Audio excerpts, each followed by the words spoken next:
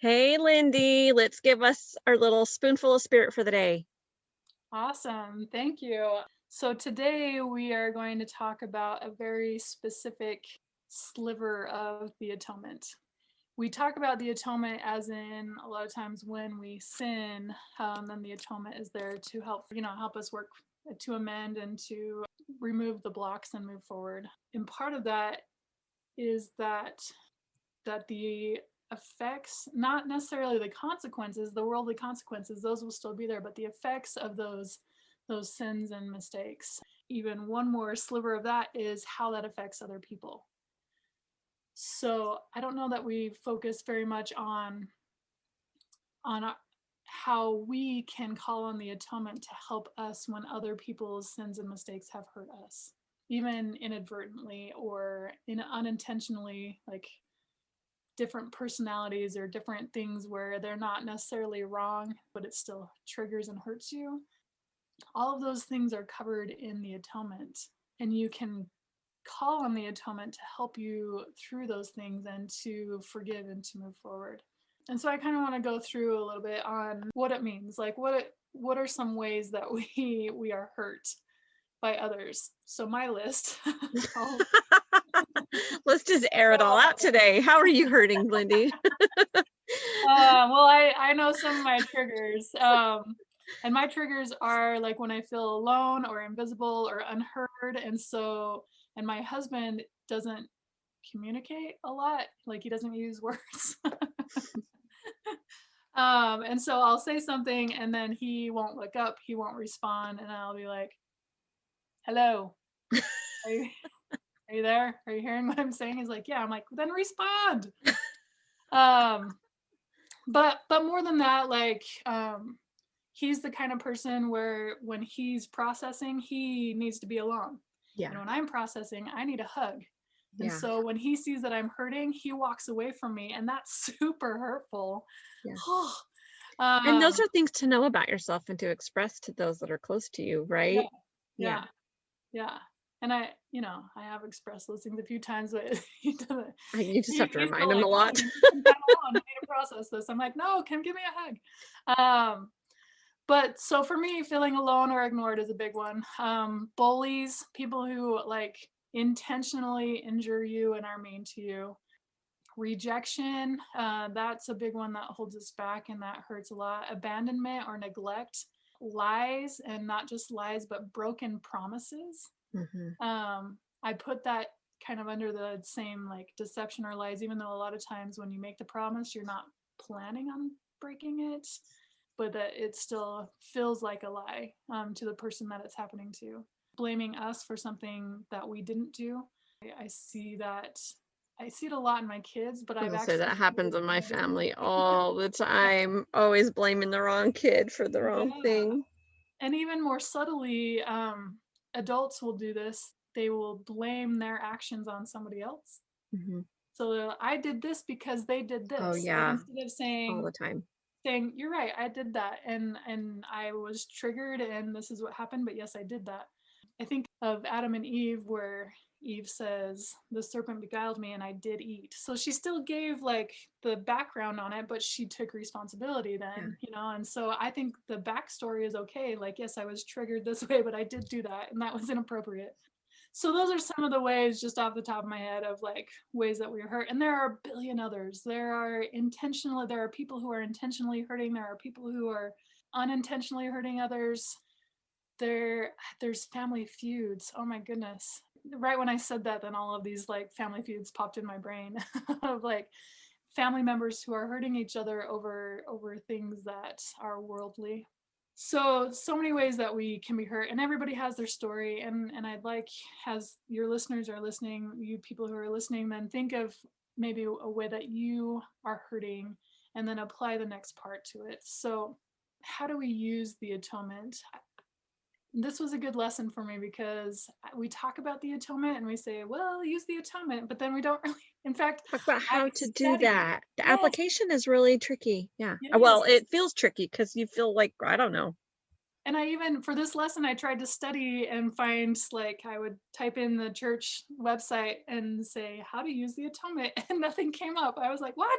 Isn't this Come supposed on. to be the main answer on here? You're supposed to teach me how to use the atonement. Come on. So I got to pray about it and figure it out. And so here's a little bit. I do invite you, if you're trying to learn more about the atonement, to study it for sure. And those nuggets, I will tell you, are hidden in talks and lessons about the atonement. But if you type in how to use the atonement, not very much comes up. So study about the atonement, and you will find those nuggets if you're looking for them. And they'll probably be even more personal to you as you're Yeah, studying instead of just exactly. listening on a how-to manual, right? Yes, yes, yes, perfect. So how to use the atonement, and more specifically, how to use it when we are hurting by what somebody else has done. The first one is to pray.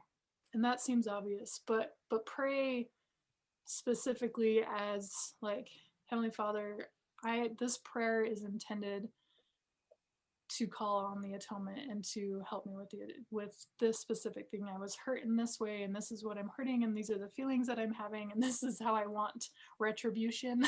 This is no, you don't have to say it.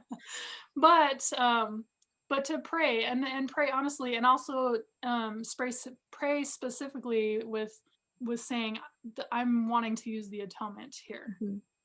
So a prayer And I with, think it is also fine to tell him the ways that you are angry and you're upset. Like, I don't think you need to keep that out of prayer. Just oh, lay it all out. yeah, That's no, important.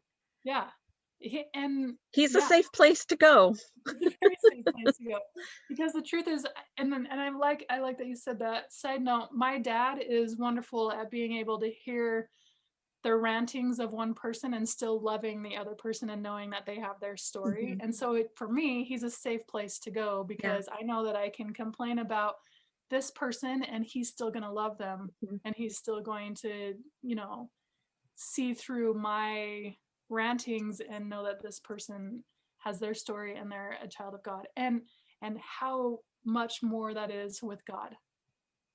You can rant, you can tell him why you're hurting, you can tell him your anger, you can tell him your frustrations, and I dare say you could probably even blame people if you need to, knowing that you have your blame as well. But he can see through that and still love the other person. So he is a very safe place. I like that you said that. So the other thing is ask.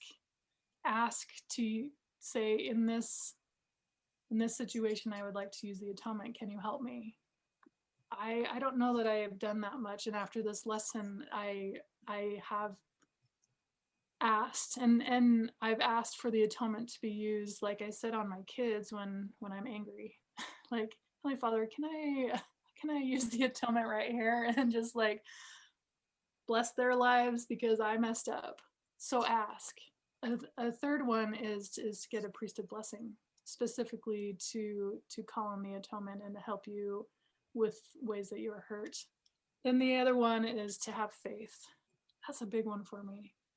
I have faith in a lot of things, but faith that these feelings that I'm feeling of anger and hurt can actually be taken away, and that I can feel love and forgiveness, especially in the moments that I'm feeling it.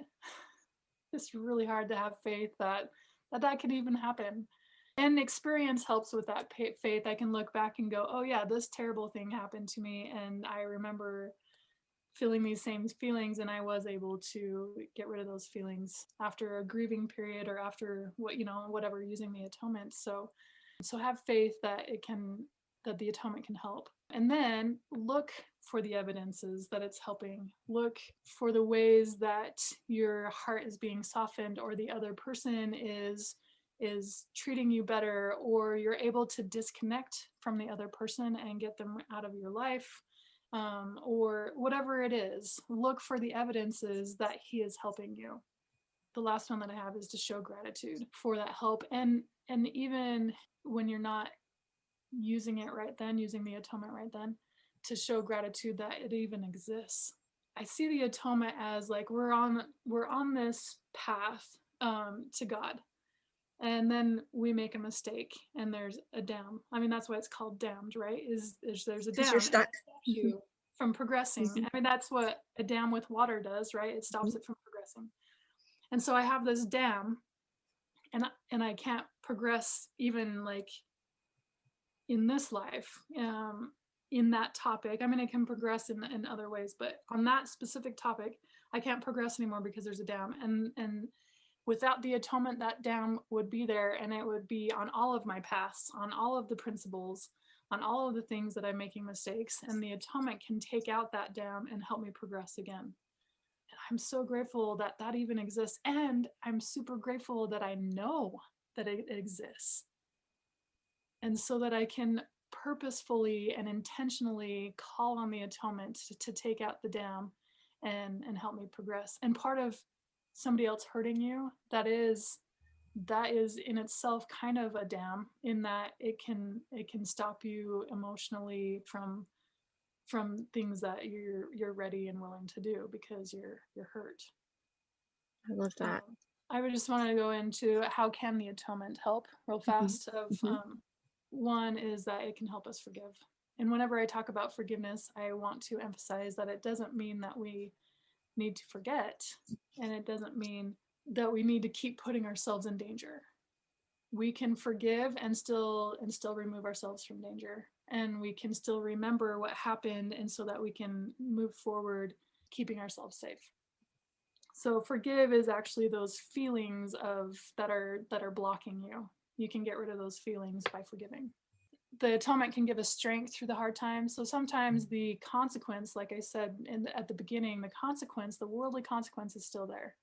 Um, but we can be given strength through those hard times and those consequences. It can soften our hearts. It can help us as we move through these trials and these things. It can help us become better and not bitter. I saw a quote that said that, and I loved it. To help us become better and not bitter. It can give us patience, provide comfort, and it can connect us to the people on earth who can help, which I think is a big one too. That sometimes we think it's just between that we can fix it on our own, that between God and us we can get through, but God places people and circumstances in our lives to help us along, and that's part of why we're here, right? Is to help each other through all of these things. So the atonement can help us direct us to the right people, whether it's a friend or a counselor or somebody and something that can help us to heal. So I am grateful for the atonement, and the more that I learn about it, the more amazing it is, and the more I'm just grateful for Christ and what he experienced, and he knew what he was doing, and that's what made it possible for him to do it. Thank you so much, Lindy. I think that is so powerful. I love that because I think there is so much hate and animosity going on, not only in our families. Yes, it's like this little incubator of hotbed for all these things that we need to get over and get through, but just the world in general is just We're all hurting each really other. hurting each other. And I think what a good way to start. What if we all got on our knees and just prayed and asked for help to get through this and to know how to have the atonement help us and to pray for miracles? That's one thing I loved in general conferences last time was President Nelson's talk about faith and moving mountains. This is a mountain, and this is a mountain that we need to get through, not only personally, but I think on a worldwide level, right? We've all got to learn how to love each other and not forget, but to keep ourselves safe. I love how you said that because you don't want to get yourself, you don't need to be a doormat and just keep having the same things hurtful happen to you over and over, but to give you strength and to be, you can still be soft and have boundaries. And I just think that it's so great. And that if you really want these things moved, pray about it, focus about it. This is a mountain, it can be moved with the Lord. He can help you move that mountain. So I think that's Yes. just such an awesome idea. I love the idea of the dams being up and the water rushing again. I think that just feels so freeing. Yes. I think that's Yes. so great. Free our souls. That song, Free Our Souls, or whatever, that came out with the youth soundtrack. I love that. Free my soul. It just sounds so awesome. Yeah. That's a good visual.